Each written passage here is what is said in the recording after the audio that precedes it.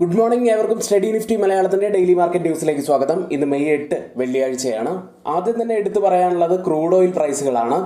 വലിയ ചാഞ്ചാട്ടമാണ് crude oil പ്രൈസുകളിൽ ഉണ്ടാകുന്നത്. നമ്മൾ ഏവരും പ്രതീക്ഷിച്ചിരിക്കുന്നത് US-ഉം ഇറാനും തമ്മിലുള്ള യുദ്ധം അവസാനിക്കുന്നു എന്ന് തന്നെയാണ്. പക്ഷേ അമേരിക്കയും ഇറാനും തമ്മിലുള്ള സമാധാന ധാരണയിലേക്ക് എത്തുമെന്ന പ്രതീക്ഷയിൽ സെഷന്റെ തുടക്കത്തിൽ ക്രൂഡ് ഓയിൽ പ്രൈസുകൾ ഏകദേശം 5% ഇടിവ് രേഖപ്പെടുത്തി. എന്നാൽ അമേരിക്കയുടെ നിർദ്ദേശത്തെ ഒരു മുതിർന്ന ഇറാൻ ഉദ്യോഗസ്ഥൻ തള്ളിക്കളഞ്ഞതോടെ എണ്ണവില വീണ്ടും ഉയരുകയാണ് ചെയ്തത്. ബ്രണ്ട് ഫ്യൂച്ചേഴ്സ് ഇപ്പോൾ $100 മുകളിലായിട്ടാണ് ട്രേഡ് ചെയ്യുന്നത്. ഓയിൽ പ്രൈസുകളൊക്കെ $100 മുകളിൽ നിൽക്കുന്നത് ഇന്ത്യയെ പോലുള്ള ഓയിൽ ഇമ്പോർട്ടിംഗ് രാജ്യങ്ങളെ സംബന്ധിച്ച് വളരെ നെഗറ്റീവായിട്ടുള്ള ഒരു കാര്യം തന്നെയാണ്. പ്രത്യേകിച്ച് ഇനി RBIയുടെ മോണിറ്ററി പോളിസി കമ്മിറ്റി മീറ്റിംഗ് അടുത്ത മാസം ജൂൺ 3-ാം തീയതി മുതൽ 5-ാം തീയതി വരെയാണ് നടക്കാനിരിക്കുന്നത്. ഇന്ധന വില ഇത്രയധികം ഉയരുന്നതും പിന്നീട് നമ്മൾ ഇന്നലെ പറഞ്ഞതുപോലെ കാലാവസ്ഥ പ്രതികൂലമാകുന്നതൊക്കെ ഇന്ത്യൻ എക്കോണമിയെ സംബന്ധിച്ച് വളരെ നെഗറ്റീവ് തന്നെയാണ്. എന്നിരുന്നാലും ജൂൺ മാസത്തിലെ കണക്കുകൾ പ്രകാരം നിരക്കുകളിൽ മാറ്റം ഉണ്ടാകില്ല എന്ന് തന്നെയാണ് പ്രതീക്ഷിക്കുന്നത്. ഇന്ന് ഒത്തിരിയേറെ പ്രത്യേകതകളുള്ള ഒരു ദിവസമാണ്. ഒത്തിരിയേറെ ഇവൻറ്റ്സ് നടക്കുന്ന ഒരു ദിവസമാണ്. EMI ടെക് സൊല്യൂഷൻസ് എന്ന കമ്പനി ലിസ്റ്റ് ചെയ്യുന്നു. സ്റ്റോക്ക് മാർക്കറ്റിൽ ഇന്ന് NSEയിലും BSEയിലും ലിസ്റ്റ് ചെയ്യുന്ന ദിവസമാണ്. കൂടാതെ ടാറ്റ ട്രസ്റ്റ് ബോർഡ് മീറ്റിംഗ് ഇന്നാണ് നടക്കുന്നത്. US non farm payroll and unemployment report ഇന്നാണ് പുറത്തു വരുന്നത്. Bank of Japan March policy minutes ഇന്ന് റിലീസ് ചെയ്യും. വിപണിയിൽ ഒത്തിരിയേറെ ചലനങ്ങൾ ഉണ്ടാക്കാൻ കഴിയുന്ന ഒത്തിരിയേറെ ഇവന്റ്സ് നടക്കുന്ന ഒരു ദിവസമാണ്. ഇനി ഏതാനും ദിവസങ്ങൾക്കകം തന്നെ നമ്മുടെ CPI ഇൻഫ്ലേഷൻ ഡാറ്റ പുറത്തു വരാനിരിക്കുകയാണ്. അതായത് കൃത്യമായി പറയുകയാണെങ്കിൽ മെയ് 12-ാം തീയതിയാണ് ഇന്ത്യയുടെ ഏപ്രിൽ മാസത്തെ CPI ഇൻഫ്ലേഷൻ ഡാറ്റ പുറത്തു വരാനിരിക്കുന്നത്. എണ്ണവിലയിലൊക്കെയുള്ള വർധനവ് കാരണം വീണ്ടും ഇൻഫ്ലേഷൻ ഉയരാൻ തന്നെയാണ് സാധ്യതയുള്ളത് എന്ന് നമുക്കറിയാം. എന്നിരുന്നാലും ചില കണക്കുകൾ വരുന്നത് ഇന്ത്യയിലെ റീറ്റെയിൽ ഇൻഫ്ലേഷൻ അഥവാ സാധാരണ ജനങ്ങളുടെ ജീവിത ചെലവ് സൂചിപ്പിക്കുന്ന CPI ഇൻഫ്ലേഷൻ ഡാറ്റ ഏപ്രിൽ മാസത്തിൽ വീണ്ടും ഉയർന്നേക്കാമെന്ന് തന്നെയാണ് വിദഗ്ധർ അഭിപ്രായപ്പെടുന്നത്. ഫിനാൻഷ്യൽ എക്സ്പ്രസ് നടത്തിയ സർവേ പ്രകാരം ഏപ്രിൽ റീറ്റെയിൽ ഇൻഫ്ലേഷൻ ഏകദേശം 3.85% ഉയരാനാണ് സാധ്യതയായി അവർ കാണുന്നത്. മാർച്ചിൽ അത് 3.4%. അതായത് ഭക്ഷ്യവസ്തുക്കളുടെയും ഇന്ധന വിലയിലുള്ള വർധനവുമാണ് പ്രധാനപ്പെട്ട കാരണമായിട്ട് കാണുന്നത്. റിസർവ് ബാങ്ക് ഓഫ് ഇന്ത്യയുടെ ഇൻഫ്ലേഷൻ ടാർഗറ്റ് എന്ന് പറയുന്നത് 4%. ഈ 4%-ന് താഴെയായിട്ട് തന്നെയാണ് ഇൻഫ്ലേഷൻ പുറത്തു വരുന്നതെങ്കിൽ ഇൻഫ്ലേഷൻ നിരക്കിൽ മാറ്റം വരുത്താതെ തുടരാൻ തന്നെയാണ് സാധ്യതയുള്ളത്. അടുത്തതായി മികച്ച റിസൾട്ട് പുറത്തു വന്നത് ബ്രിട്ടാനിയ എന്ന കമ്പനിയിൽ നിന്നായിരുന്നു. നെറ്റ് പ്രോഫിറ്റിൽ 21% വർധനവാണ് ഇയർ ഓൺ ഇയറിൽ നെറ്റ് പ്രോഫിറ്റിൽ മാത്രം ഉണ്ടായിരിക്കുന്നത്. 678 കോടി രൂപയായിട്ടാണ് പ്രോഫിറ്റ് പുറത്തു വന്നത്. റവന്യൂ ആയിട്ട് പുറത്തു വന്നിരിക്കുന്നത് 4719 കോടി രൂപയാണ്. 6.5% വർധനവാണ് ഇയർ ഓൺ ഇയറിൽ റവന്യൂവിൽ രേഖപ്പെടുത്തിയിരിക്കുന്നത്. എബിറ്റഡ് ആയിട്ട് പുറത്തു വന്നിരിക്കുന്നത് 853 കോടി രൂപയാണ്. ഇയർ ഓൺ ഇയറിൽ 5.9% വർധനവ് വന്നിരിക്കുന്നു. ഫൈനൽ ഡിവിഡൻഡ് ആയിട്ട് കമ്പനി 90 രൂപ 50 പൈസയാണ് പ്രഖ്യാപിച്ചത്. ഇനി ഗ്ലോബൽ മാർക്കറ്റുകളിലേക്ക്. ആദ്യം ഇന്നിപ്പോൾ ഓപ്പൺ ചെയ്തിരിക്കുന്ന ഏഷ്യൻ മാർക്കറ്റുകൾ. ഓപ്പൺ ചെയ്ത ഏഷ്യൻ മാർക്കറ്റുകളെല്ലാം ഇടിവിൽ തന്നെയാണ്. ജപ്പാൻ മാർക്കറ്റ് നിക്കി 0.24% ഇടിവിൽ. സിംഗപ്പൂർ മാർക്കറ്റ് 0.27% ഇടിവിൽ. കോസ്പി മാർക്കറ്റ് 0.49% ഇടിവിലാണ് ട്രേഡ് ചെയ്യുന്നത്. ഗിഫ്റ്റ് നിഫ്റ്റി 0.42% ഇടിവിൽ 24,296 എന്ന നിലയിൽ 102 പോയിന്റ്സ് ഇടിഞ്ഞാണ് ട്രേഡ് ചെയ്യുന്നത്. ഇപ്പോൾ സമയം 6 മണി കഴിഞ്ഞ് 50 മിനിറ്റ് ആണ്. അതായത് ഇപ്പോഴത്തെ ഈ ഒരു നില വെച്ച് 84 പോയിന്റ്സിന്റെ ഒരു ഗ്യാപ് ഡൗൺ ഓപ്പണിങ്ങിനാണ് സാധ്യതയുള്ളത്. യൂറോപ്യൻ വിപണിയും ഇന്നലെ ഇടിഞ്ഞ് തന്നെയാണ് ക്ലോസ് ചെയ്തിട്ടുള്ളത്. CAC-യും DAX-ഉം 1%-ന് മുകളിൽ ഇടിഞ്ഞപ്പോൾ UK മാർക്കറ്റ് FTSE 1.5%-ന് മുകളിൽ ഇടിഞ്ഞു. അമേരിക്കയും ഇറാനും സമാധാന ധാരണയിലേക്ക് എത്തും എന്ന പ്രതീക്ഷകൾ നിലനിൽക്കുമ്പോഴും അമേരിക്കയുടെ നിർദ്ദേശത്തെ ഒരു മുതിർന്ന ഇറാൻ ഉദ്യോഗസ്ഥൻ തള്ളിക്കളഞ്ഞതിന് പിന്നാലെ എണ്ണവില ഉയരുകയുണ്ടായി. ഇതോടുകൂടി പ്രധാനപ്പെട്ട US മാർക്കറ്റുകളെല്ലാം ഇടിയുകയുണ്ടായി. S&P 500 0.38%, നാസ്ഡാക്ക് 0.13%, ഡൗ ജോൺസ് 0.63%-ന്റെ ഇടിവും രേഖപ്പെടുത്തി. S&P 500-ൽ ഇന്നലെ 11-ൽ 9 സെക്ടറുകളും നെഗറ്റീവിലാണ് ക്ലോസ് ചെയ്യുന്നത്. അതിൽ കൂടുതൽ നഷ്ടമുണ്ടാക്കിയത് മെറ്റീരിയൽസും പിന്നീട് എനർജി സെക്ടറുമായിരുന്നു.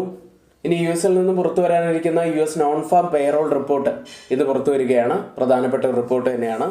US-ൽ ലിസ്റ്റ് ചെയ്ത ഇന്ത്യൻ കമ്പനികളുടെ പ്രകടനം നോക്കിക്കഴിഞ്ഞാൽ ടെക് സൈഡിൽ ഇൻഫോസിസ് 0.55%-ന്റെ ഇടിവിലാണ് ഇന്നലെ ക്ലോസ് ചെയ്യുന്നത്. വിപ്രോ 1% ഇടിഞ്ഞു. ബാങ്കിങ് സൈഡിൽ HDFC ബാങ്ക് 0.16%-ന്റെ നേട്ടമുണ്ടാക്കി. ഡോക്ടർ റെഡ്ഡി ലബോറട്ടറീസ് 0.2%-ന്റെ ഇടിവിലുമാണ് ഇന്നലെ ക്ലോസ് ചെയ്യുന്നത്. ഗോൾഡ് പ്രൈസിലേക്ക് വന്നാൽ ഇന്നലെ 1%-ന് മുകളിൽ നേട്ടത്തിലാണ് ഗോൾഡ് പ്രൈസുകൾ ട്രേഡ് ചെയ്തിരിക്കുന്നത്. അതായത് ഈ മാസത്തെ ഉയർന്ന നിരക്കിലാണ് ഇന്നലെ പവന് വിലയായിട്ട് വരുന്നത്. 1,12,200 എന്ന നിലയിലാണ് പവന് ഇന്നലത്തെ വിലയുണ്ടായിരുന്നത്. ഇനി ബിറ്റ് കോയിനിൽ ഇന്ന് ഒരു ഇടിവാണ് കാണുന്നത്. 2% ഇടിവാണ്. $80,000 മുകളിൽ ഉണ്ടായിരുന്ന ബിറ്റ് കോയിൻ ഇപ്പോൾ ട്രേഡ് ചെയ്യുന്നത് $79,000. ഒത്തിരിയേറെ പ്രധാനപ്പെട്ട കണ്ടന്റ്സ് ഇന്നത്തെ നമ്മൾ ഉൾപ്പെടുത്തിയിട്ടുണ്ട്. അതുകൊണ്ട് പരമാവധി എല്ലാവരും, വീഡിയോ കാണുന്ന എല്ലാവരും വീഡിയോയ്ക്ക് ലൈക്ക് ചെയ്യാൻ ശ്രമിക്കുക. ചാനൽ സബ്സ്ക്രൈബ് ചെയ്യാൻ ആരെങ്കിലും വിട്ടുപോയിട്ടുണ്ടെങ്കിൽ ചാനൽ കൂടി ഒന്ന് സബ്സ്ക്രൈബ് ചെയ്യുക. ഇനി ബിഗിനേഴ്സിനായിട്ട് ട്രേഡിങ്ങിൻ്റെ ബേസിക് മുതലുള്ള കാര്യങ്ങൾ പഠിച്ചു പോകാൻ ആഗ്രഹിക്കുന്നവർക്ക് നിങ്ങൾക്കിതാ നല്ലൊരു അവസരമുണ്ട്. നിങ്ങൾക്ക് ഞങ്ങളുടെ ട്രേഡിംഗ് കോഴ്സിൽ ജോയിൻ ചെയ്യാവുന്നതാണ്. ഇതിൽ F&O ട്രേഡിങ്ങിന് വേണ്ടി പ്രത്യേകമായിട്ടുള്ള ഒരു സെഗ്മെൻ്റ് ഉള്ളത്. സ്ട്രാറ്റജി ബിൽഡിംഗ്, OI അനാലിസിസ് അടക്കമുള്ള കാര്യങ്ങൾ ഉൾപ്പെടുത്തിയിട്ടുള്ള ക്ലാസ്സുകളുണ്ട്. കൂടാതെ ഇക്വിറ്റി ട്രേഡിങ്ങിലാണ് നിങ്ങൾ ഫോക്കസ് ചെയ്യുന്നതെങ്കിൽ fundamental analysis, technical analysis, chart analysis, trading വ്യൂവിൻ്റെ ഡീറ്റെയിൽ ആയിട്ടുള്ള ക്ലാസ്സുകൾ എന്നിവയെല്ലാം ഉൾപ്പെടുത്തിയിട്ടുള്ള ഒരു ക്ലാസ്സാണ് നമ്മൾ ഒരുക്കിയിരിക്കുന്നത്. അപ്പോൾ ആർക്കെങ്കിലും ജോയിൻ ചെയ്യാൻ താല്പര്യമുണ്ടെങ്കിൽ തൊട്ടുമുകളിലെ വാട്സപ്പ് നമ്പറിൽ ഒന്ന് മെസ്സേജ് അയച്ച് നിങ്ങൾക്ക് ജോയിൻ ചെയ്യാവുന്നതാണ്. ഇന്നത്തെ പ്രധാനപ്പെട്ട കമ്പനികളുടെ റിസൾട്ടുകൾ നോക്കാം. ആദ്യം MRF എന്ന കമ്പനിയാണ്. നെറ്റ് പ്രോഫിറ്റ് ആയിട്ട് രേഖപ്പെടുത്തിയത് 702 കോടി രൂപയാണ്. 38% വർധനവാണ് ഇയർ ഓൺ ഇയറിൽ രേഖപ്പെടുത്തിയത്. റവന്യൂ ആയിട്ട് റിപ്പോർട്ട് ചെയ്തിരിക്കുന്നത് 8,044 കോടി രൂപയാണ്. 14% വർധനവ് ഇയർ ഓൺ ഇയറിൽ രേഖപ്പെടുത്തി. എബിറ്റഡ ആയിട്ട് പുറത്തു വന്നിരിക്കുന്നത് 1,305 കോടി രൂപയാണ്. 21.5% വർധനവ് ഇയർ ഓൺ ഇയറിൽ റിപ്പോർട്ട് ചെയ്തിരിക്കുന്നു. നല്ല റിസൾട്ട് തന്നെയാണത്. അടുത്തതായി BSE ലിമിറ്റഡ് ആണ്. നെറ്റ് പ്രോഫിറ്റ് ആയിട്ട് രേഖപ്പെടുത്തിയത് 797 കോടി രൂപ. 61% വർധനവ് ഇയർ ഓൺ ഇയറിൽ റിപ്പോർട്ട് ചെയ്തു. റവന്യൂ ആയിട്ട് രേഖപ്പെടുത്തിയത് 1,563 കോടി രൂപ. 85% വർധനവ് ഇയർ ഓൺ ഇയറിൽ റിപ്പോർട്ട് ചെയ്തിരിക്കുന്നു. എബിറ്റഡ ആയിട്ട് റിപ്പോർട്ട് ചെയ്തിരിക്കുന്നത് 1,061 കോടി രൂപയാണ്. 36% വർധനവാണ് ഇയർ ഓൺ ഇയറിൽ റിപ്പോർട്ട് ചെയ്തിരിക്കുന്നത്. മറ്റൊരു സ്റ്റോക്ക് തെർമാക്സ് എന്ന സ്റ്റോക്കാണ്. നെറ്റ് പ്രോഫിറ്റ് ആയിട്ട് റിപ്പോർട്ട് ചെയ്ത് 244 കോടി രൂപ. 18.7% വർധനവ് ഇയർ ഓൺ ഇയറിൽ റിപ്പോർട്ട് ചെയ്തു. റവന്യൂ ആയിട്ട് വന്നിരിക്കുന്നത് 3,428 കോടി രൂപയാണ്. 12.5% വർധനവാണ് റവന്യൂവിൽ രേഖപ്പെടുത്തിയത്. അടുത്ത ഡാബർ ഇന്ത്യ എന്ന കമ്പനിയാണ്. നെറ്റ് പ്രോഫിറ്റിൽ 15.2% വർധനവ് ഇയർ ഓൺ ഇയറിൽ രേഖപ്പെടുത്തി. 368.6 കോടി രൂപയിലാണ് നെറ്റ് പ്രോഫിറ്റ് റിപ്പോർട്ട് ചെയ്തിരിക്കുന്നത്. റവന്യൂ ആയിട്ട് റിപ്പോർട്ട് ചെയ്തിരിക്കുന്നത് 3,038 കോടി രൂപയാണ്. 7.3% വർധനവ് ഇയർ ഓൺ ഇയറിൽ കമ്പനി റിപ്പോർട്ട് ചെയ്തിരിക്കുന്നു. അടുത്ത സൊനാറ്റ സോഫ്റ്റ്വെയർ എന്ന കമ്പനിയാണ്. നെറ്റ് പ്രോഫിറ്റ് ആയിട്ട് 131 കോടി രൂപയാണ് പ്രഖ്യാപിച്ചിരിക്കുന്നത്.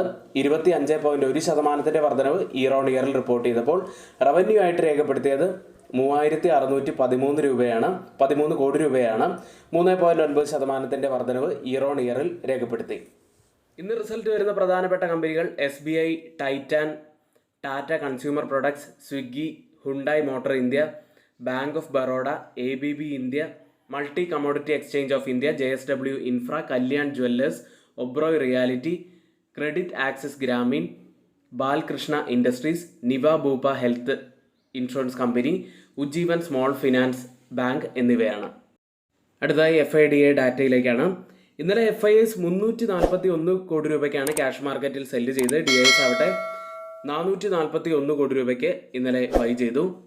ഇന്നിവിടെ നമ്മൾ പറഞ്ഞ എല്ലാ കാര്യങ്ങളും ഏറ്റവും ഓതറൈസ്ഡ് ആയിട്ടുള്ള സൈറ്റുകളായ Moneycontrol, Mint, Reuters, CNBC, Financial Express തുടങ്ങിയ മാധ്യമങ്ങളിൽ നിന്നാണ് എടുത്തിരിക്കുന്നത്.